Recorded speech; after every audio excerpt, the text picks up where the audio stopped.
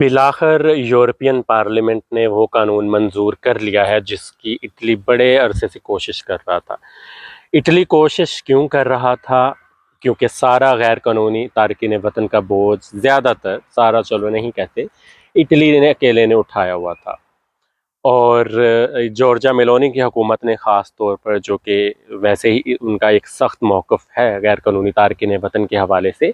यहाँ पे एक चीज़ याद रखें कि थोड़ा सा डिफरेंस समझा करें कि बात जो गवर्नमेंट करती है, या सोशल मीडिया पे भी हम देखते हैं गैर मुल्कियों के ख़िलाफ़ चीज़ें हो रही होती हैं, तो वो हमेशा एक वर्ड यूज़ करते हैं गैर कानूनी तारकीन वतन, या वो तारकीन वतन जो जराइम में मुलव्वस पाए जाते हैं। इससे सबको डरने की ज़रूरत नहीं है। अगर आप लीगल रह रहे हैं, आप किसी किस्म का जुर्म नहीं करते, आप लीगल काम कर रहे हैं, गवर्नमेंट को टैक्स दे रहे हैं, तो आपको कोई मसला नहीं है। मसला उनके लिए है जो इल्लीगल एक्टिविटीज़ में हैं, या जो गैर कानूनी तौर पर रह भी रहे हैं और साथ जराइम में भी मुलव्वस हैं। ये जो लॉ पास हुआ है पार्लियामेंट में यूरोपियन, उसमें ये होगा कि अब सारा यूरोप एक होगा। अगर आपकी पनाह की दरख्वास्त इटली में मुस्तरद हो गई तो वो सारे यूरोप के लिए काउंट होगी। ऐसा नहीं होगा पहले की तरह कि इटली ने निकाल दिया तो आप स्पेन में जाके ट्राई करोगे, फ्रांस में, जर्मनी में, या किसी और मुल्क में दरख्वास्त दोगे। अब अगर किसी एक मुल्क ने रिजेक्ट कर दिया है तो वो सब रिजेक्शन पूरे यूरोप के लिए ही समझी जाएगी और आपको वापस भिजवाया जाएगा। हाँ, अलबत्ता पाकिस्तानी जो हैं, पाकिस्तान के लिए ये है कि अब इसको खुशकिस्मती कहूँ या बदकिस्मती कहूँ हमारी, हम एक अजीब-सी दलदल में फँसे हुए हैं। तो पाकिस्तान जो है कोई गैर महफूज ममालिक की लिस्ट में है, यानी कि पाकिस्तान को यूरोप ये समझता है कि वो एक महफूज मुल्क नहीं है उसकी आवाम के लिए।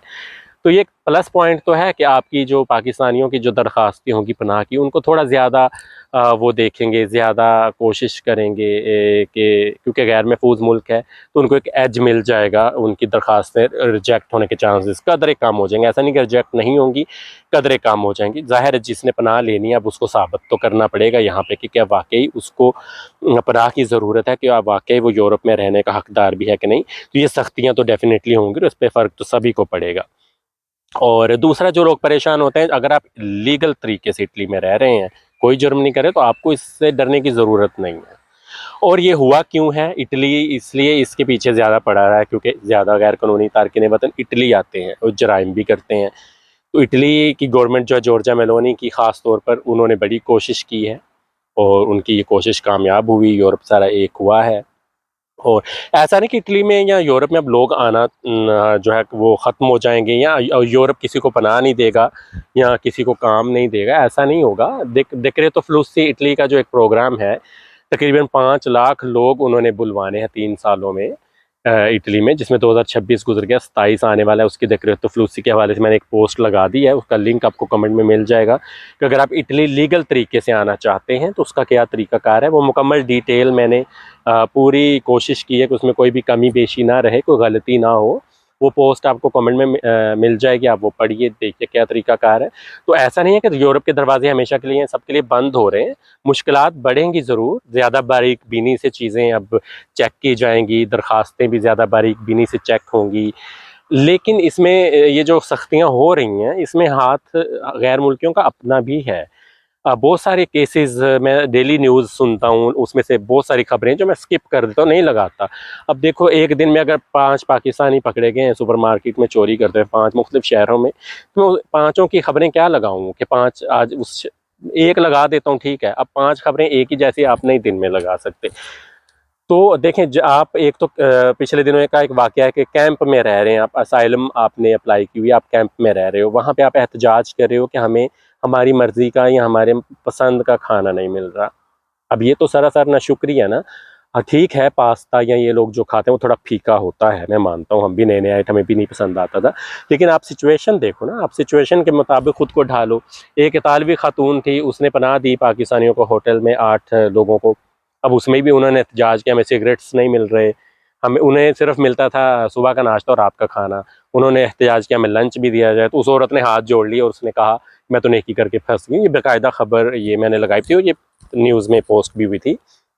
तो ये हालात व वाक़यात पैदा भी हम खुद ही कर रहे हैं। बहुत सारे गैर कानूनी लोग हैं जो रह ही गैर कानूनी तौर पे रहे हैं और साथ गैर कानूनी काम भी करते हुए पकड़े जाते हैं। तो ज़ाहिर है मुआशरा अपने आप को कहीं न कहीं इनसिक्योर तो फ़ील करेगा ना यूरोप, कि इतनी तादाद इनकी बढ़ती जा रही है, जराइम में इज़ाफ़ा होता है। अब इटली में 9% गैर मुल्की हैं टोटल आबादी का। लेकिन गैर मुल्कियों का जराइम में हिस्सा जो 44-45% है। अब होना तो ये चाहिए, जब हम कहते हैं इटालियन भी जराइम करते हैं, तो अगर 9% है तो गैर मुल्कियों का चलो 10-12% लगा लो, 15% हिस्सा लगा लो गैर कानूनी कामों में या जराइम में, वो 45% पे फिर क्यों है? तो जाहिर है फिर लोग, माशरा इनसिक्योर होता है, वो सोचते हैं कि नहीं जितने भी, और ये जो कानून बने ये उन लोगों को इतना अफेक्ट नहीं करेंगे जो लीगल तरीके से रह रहे हैं, काम करें, या जो वाकई जिनको पनाह चाहिए, ये उनके लिए है जो हकदार नहीं है या जो इलीगल एक्टिविटीज़ करते हैं। अगर आप यहाँ अच्छे तरीके से रह रहे हो, टैक्स दे रहे हो, लीगल काम कर, तो आपको कोई मसला नहीं है। तो मुझे धड़ाधड़ मैसेजेस कल से आ रहे हैं जब से मैंने पोस्ट लगाई है, कानून पास हुआ है, कि अब क्या होगा, कुछ भी नहीं होगा, आप हौसला रखें। और इटली ने अपने दरवाजे बंद नहीं किए, उसका लीगल तरीका है, वो मैंने पोस्ट कर दिया, आप उसको पढ़िए, देखिए, और अगर आपका कोई किस्मत में लिखा हुआ है तो आपको कोई भी कानून नहीं रोकेगा यूरोप आने से। Thank you.